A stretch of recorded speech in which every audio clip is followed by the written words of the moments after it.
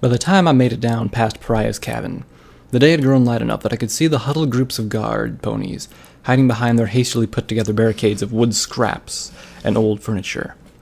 As we approached, Pariah stepped out into the middle of the street up ahead of us, his mouth clenched tightly around the bit of an old battle saddle. Even from as far off as I was, I could tell if the old rifles strapped to it were heavily rusted. Was there even a chance that I could convince him? The sharp report of one of his rifles made me stop as a small plume of dust kicked up to my right. "That's far enough!" he shouted from around the bit as a dozen or so of the ponies kept their guns trained on me. "You come into my town, require my help, and this is how you repay me?" He let go of the bit and spit on the dirt, glaring at me with rage he had held inside for over a century. "The ministry can't leave well enough alone, can it? You just have to come screwing up my life." "Pariah, I realize that the Ministry of Morale mistreated your family before the war, but take a look around you." I sat down and swung my hooves around me. "Don't you think we all know what the ministries did? We live in a landscape they helped craft, where ponies, zebras, and even donkeys suffer together every day. Don't you patronize me, kid." He stomped his hoof and shook his head. "I've seen more misery from folks who didn't deserve it than you ever will. And that was even before the damn bombs fell." "That's exactly my point." I waved my hoof wildly before setting them down again. "The conditions down in the mine are horrible without safety gear." I turned my gaze over to one of the stallions behind the barricade, finding it was the same charcoal-colored stallion from the last few days. I softened my gaze to reinforce my sincerity, hoping that I could at least reach him with my words. "You would have originally just killed him, but instead you forced Brass to work in there. He's not much older than a colt, for Luna's sake. Is that how you see children? As little more than weak workers?" The pony's gaze wavered for a moment, thinking over my statement. A few of the other ponies turned their guns away, too, as they thought it over. "You know nothing about running a business, let alone my town," Pariah belted out, his annoyance growing from the face as he began to tremble in rage. "But it isn't your town. It's theirs as well." I frowned and looked over each and every pony working for him. "And you said it yourself. Forge and Anvil told you all about my merchant status. You know I'm a successful business stallion. And if I see that the lacking safety equipment and full labor is a bad investment, what does that say about your management priorities?" The guard ponies looked about each other, a few of them shrugging before leveling their guns back to me again. I guess that it pays to be loyal in this town, even with the case against their actions being as bad as it was. Maybe, when my standoff is done, however it ends, a few of them will realize what I was trying to say and act. "You're right," Pariah gave in with a sigh. "Using fools to mine gemstones is wrong, and the workers need safety gear."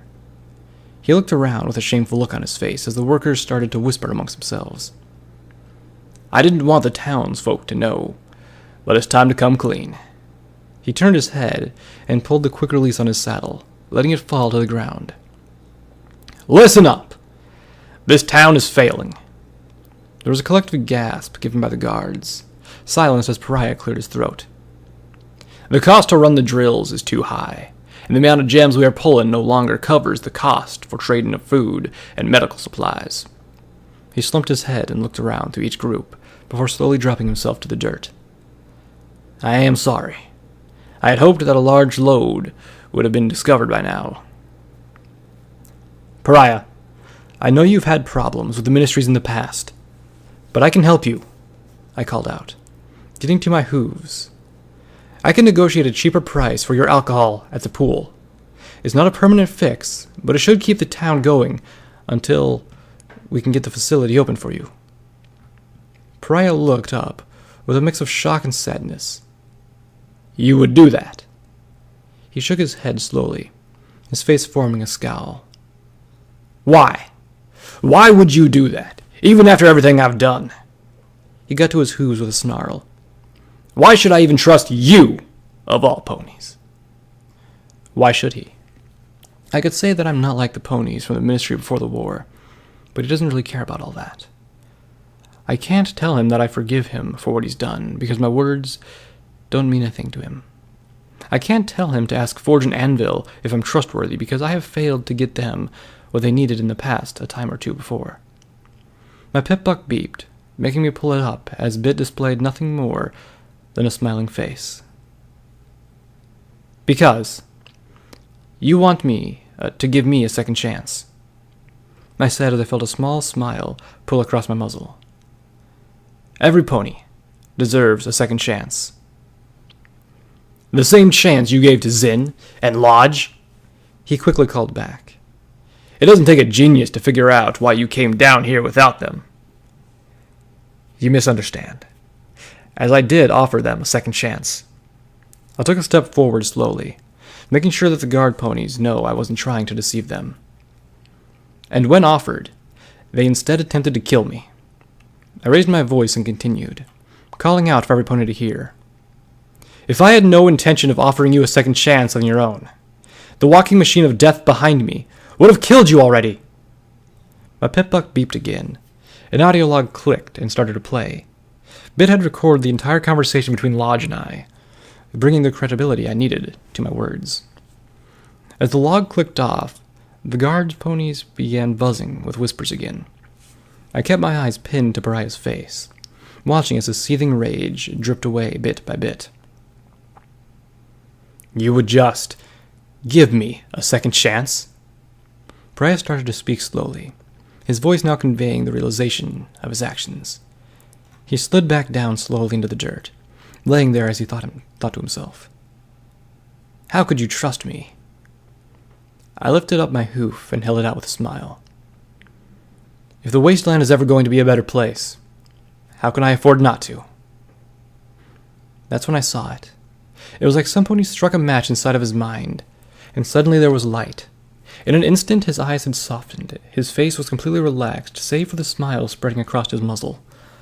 For what was probably the first time in over a century, Pariah beamed pure and simple happiness. The gears in my head stopped for once. Not jamming, not straining, just purely and simply at rest. Time seemed to crawl to a slow, as my brain wanted me to remember this moment. The one astounding moment that Bit had tried to tell me about, but I had been too ignorant to see. Not to mention, from the start, Pinky had told me that I had her gift. I knew that if I applied it correctly, that I could make any pony smile. But this was somehow so much more.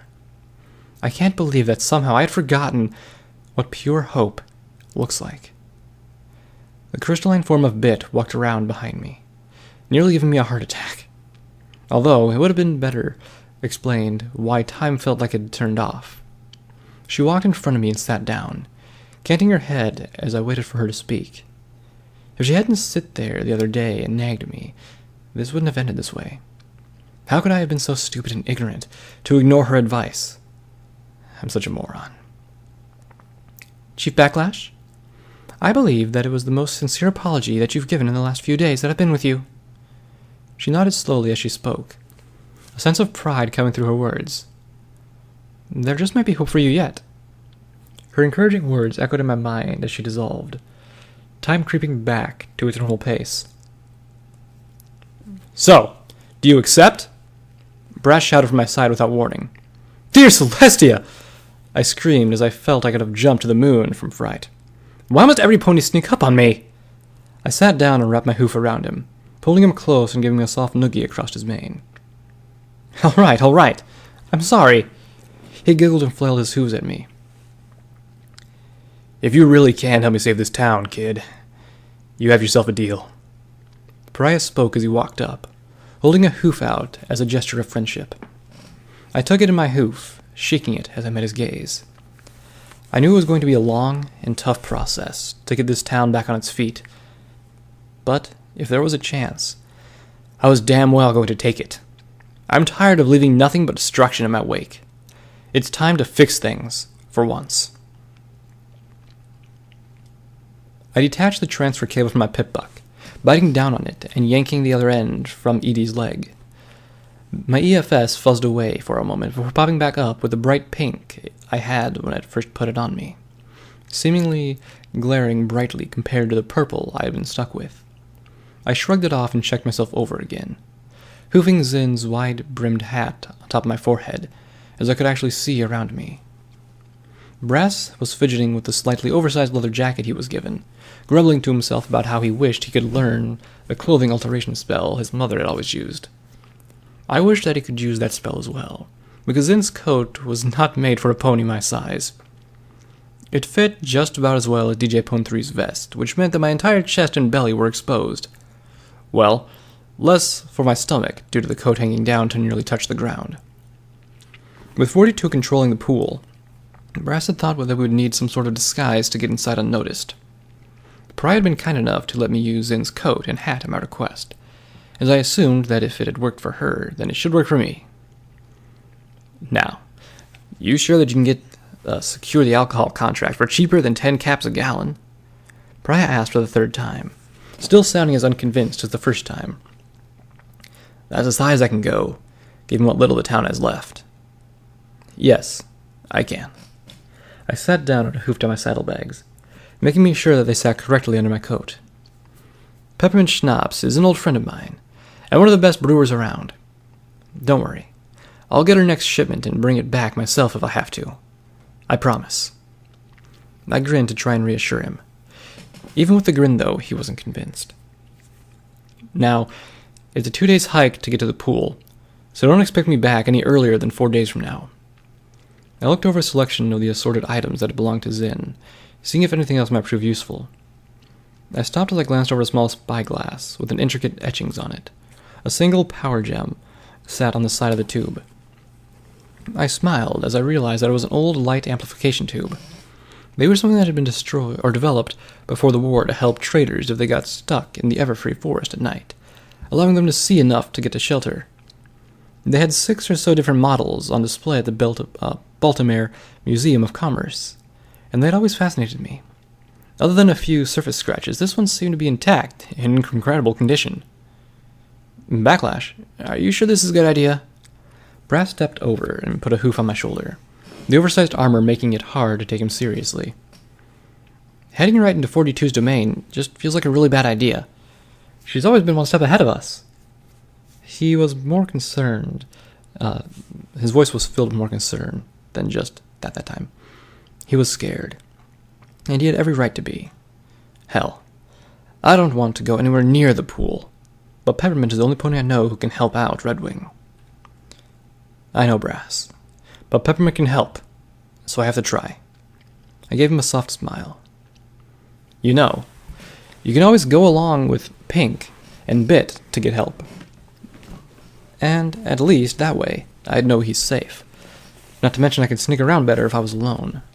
If I'm lucky enough, 42 will still be on the coast looking for me. If she is, then maybe Peppermint can tell me if they've moved Pallet to the pool. No way. Brass smacked with his hoof. You said it yourself. We're family, and family sticks together. He shouted and jumped up, throwing his hooves around me. It felt good to hear him say that. Like all the pain and suffering I had caused him had been overridden by just that simple word, family. I hugged him back tightly. The townies are all out of the mine and sealed up. Righteous Fury called down from the street. You sure you can trust these ponies, Dad? I can go along with them to ensure their cooperation. Her cruelty bled from her oily words. No, I don't want to raise the chances of getting caught. I turned to Pariah. Brass is small enough to be ignored, but adding another pony would make us stand out. If 42 even catches wind that I'm there, she'll come down onto me like nothing you've ever seen. I put in my hoof at her, to Pariah, as he seemed to move it over. Not to mention, if that does happen and she's with me, 42 won't just stop with me. She'll come here and kill every pony she finds. I walked up and gave Pariah the most honest look I could, making sure he took in every last syllable of what I was saying. I was the one who let 42 out of her prison. I know what she's capable of, and I'm not going to be responsible for the destruction of another town at her hooves. If you still want to send some pony, I suggest one that can pull a cart and can stay out of sight.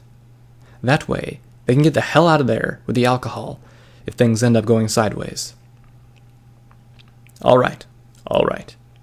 Pariah said dismissively, tilting his head around my side and looking past me to Righteous. You're going to stay in town.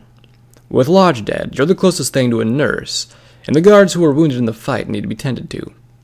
You go get Gale and tell him that he's to meet and accompany Mr. Backlash from the inn.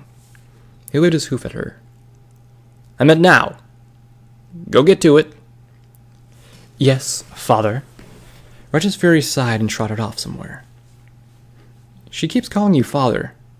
I spoke slowly as the gears in my head locked up for a moment. I thought the whole daddy comment earlier was a joke. Pariah grumbled as the frown on his muzzle grew deeper. Look, her and her mother came here one winter desperate for help. Her mother had strained herself so much to get here through the snow and to keep her Righteous warm that she died the night they arrived. It was just Zinn, Zealous, and I back then. His voice changed from the agitation to a mix of pride, sadness, and nostalgia. She was only a tiny filly, barely old enough to walk at the time, so I took her in and raised her as my own. His muzzle twisted into a small smile as he continued. She's grown into her own, though, even if she's not the way her mother would have raised her. It's hard to believe that was 26 winters ago, soon to be 27, in a few months. Time just flies by with as old as I am. I reached my hoof up and pat Pariah on the back. Don't worry, Pariah. I'll make sure that Red Ring is here for many more winters to come. I hoofed the light enhancement molecular on my saddlebags and turned around, looking up at Edie to see that the headlamps underneath had once again split colors with both APs inside. The left side was a bright pink, while the right was a brilliant purple. Pink? Bit? I take it you two are finding it comfortable in there. I smiled as Brass strolled up beside me. I hope it is, because it's going to be a long walk. Abso-toodly-loodly. The chipper voice of Pink blasted out from the speakers. I find that acceptable. Bit replied at a little more manageable tone.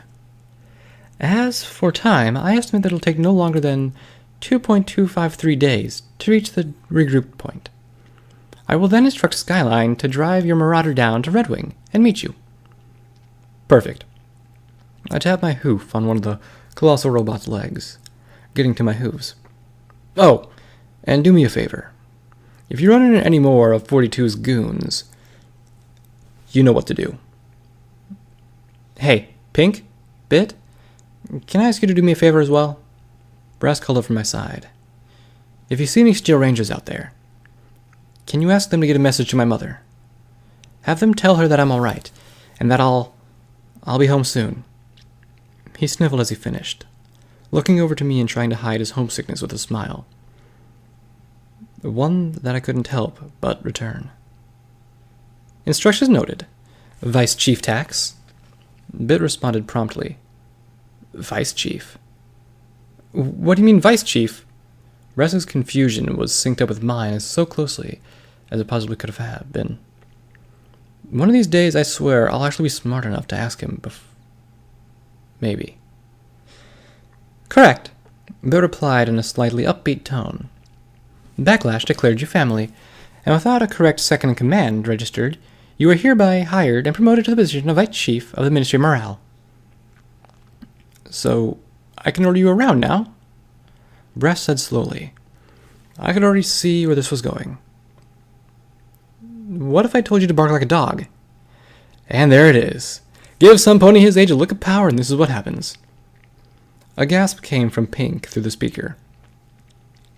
Chief Backlash, I would have to clear it because he's still here. But that does sound like fun.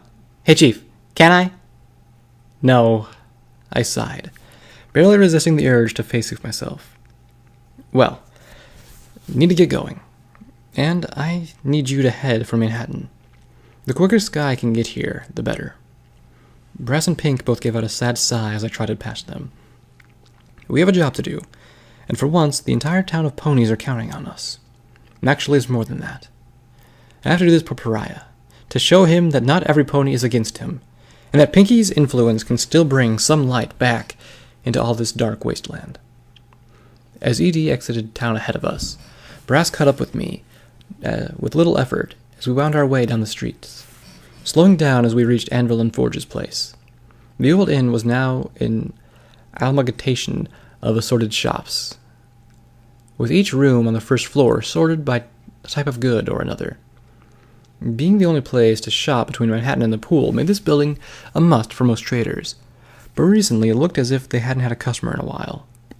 Brass and I stepped in through the old western double doors. We looked around for any pony. The entire place was completely silent. Either Forge or Anvil was always here to greet me when I showed up, but without it, the place just seemed eerie. My ear tweaked as I heard some pony approaching from outside, so I turned around to see who it was. Of course, now that I realize, I probably should have stepped back from the doors. The pony kicked them open, causing one of the heaviest slabs to swing out and nail me across my right cheek. The world spun and tilted as I crashed to my side, the dusty floorboards giving off a small plume around me. My ears were filled with light ringing as my vision had stars shooting across it like the meteor showers from the books from the old days. "Oh, I'm so sorry about that," the concerned familiar voice of his stallion called out as he stood over me, holding his hoof out. "I'm still not used to these legs." I rolled over and took the stranger's hoof, slowly regaining my senses as I stood back. What an odd thing for a pony to say. I shook the disorientation from my mind and looked up, finding the same charcoal coat and maned stallion who had been around for the last few days. His light green eyes told me that he was utterly ashamed about what happened. "It's perfectly fine," I said, tasting the blood flowing down from my nose. I lifted my hoof and applied pressure to it. "Are you Gale?" He nodded and stiffened up, saluting in an odd fashion. "Staff Sergeant Gale Streams, of the Enclave Advanced Scouting Regiment, reporting for duty." "Enclave?" I snorted into my hoof, nearly spraying blood onto the newcomer. "Don't you need to be a Pegasus or something?" I wiped my bloody nose a few times before Brass levitated a small handkerchief over to me.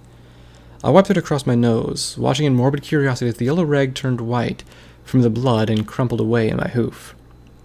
This whole acid blood thing is getting kind of annoying, to be honest. "I am!" Gale gasped and looked slightly offended for a moment. Then a deep sorrow flooded his eyes as he dropped his gaze to the floor. "Well, I was until last year. With the last month of my life, I've become familiar with all kinds of weird occurrences in the wasteland. The species change, though? That's a new one." "Killing joke?"